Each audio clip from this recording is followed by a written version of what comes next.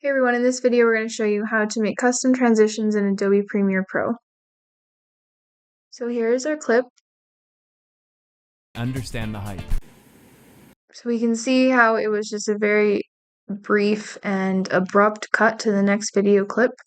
So if we want to put a transition here, we highlight both clips. And then we go up to sequence. And then we go to video transition. And we go OK.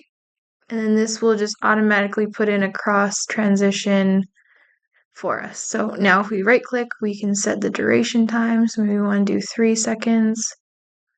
Push OK. I can definitely say I understand the hype. And now we can see that it was a much smoother transition between the two clips.